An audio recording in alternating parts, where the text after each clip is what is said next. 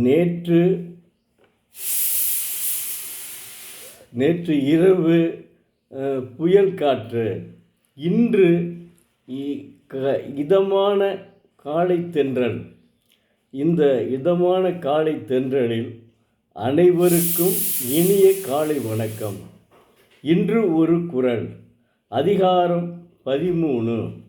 அடக்கம் உடைமை. காக்க பொருளா அடக்கத்தை ஆக்கம் அதனின் ஊங்கு இல்லை உயிர்க்கு. தெய்வப்புலவர் திருவள்ளுவர் உயிர்கட்கு அடக்கத்தின் மிக்க செல்வம் இல்லை ஆதலான் அவ்வடக்கத்தை உறுதி பொருளாக கொண்டு அழியாமல் காக்க என்கிறார். அடக்கம் என்ற குணத்தை அரிய பொருளாக கொண்டு காப்பாற்ற வேண்டும். ஏனென்றால் அந்த அடக்கத்தை விட சிறந்த செல்வம் உயிர்க்கு வேறு எதுவும் இல்லை. அவர் என்ன அடக்கமாக இருக்க வேண்டும். இது முதல் குறளை என்ன சொல்கிறாரு? அடக்கம் அமரருள் உய்க்கும், அடங்காமை ஆறிருள் உய்த்துவிடும்.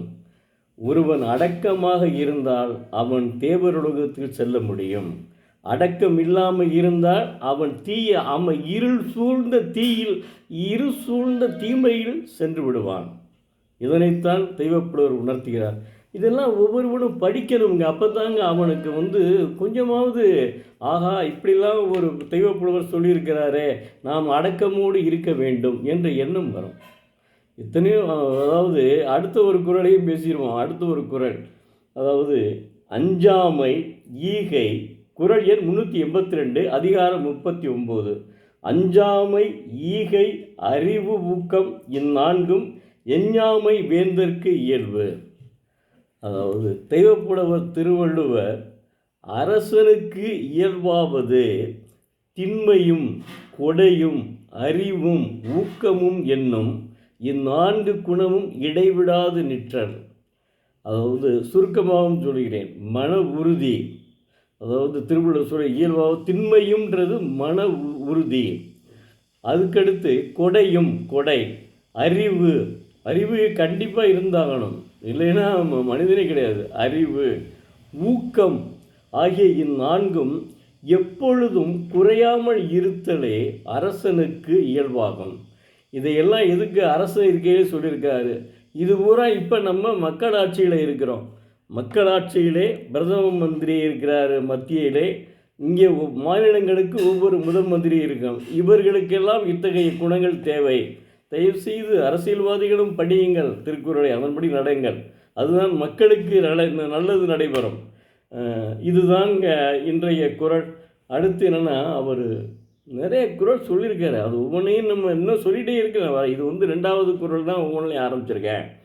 அதாவது தோன்றி புகழோடு தோன்றுக அக்திலார் தோன்றி தோன்றாமை நன்று. இதெல்லாம் அற்புதமான குறளுங்க. ஒரு மனிதன் பிறந்தால் புகழோடு பிறக்க வேண்டும். பிறக்கையிலே புகழ் கிடையாதுங்க.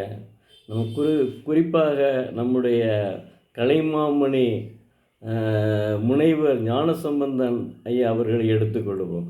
நகைச்சுவை மன்றத்தினுடைய தலைவர். அவர் எடுத்த உடனே அவர் இதாக பிறந்துட்டார், புகழோடு அவர் கிடையாது. அவர் என்ன செஞ்சுருக்காரு? தன்னுடைய தமிழால்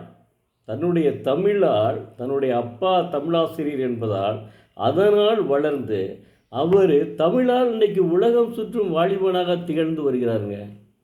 அது மாதிரி தான் இருக்கணும் மனிதன். அப்படித்தான் இருந்தால் தான் வாழ்க்கையில் முன்னேற முடியும்.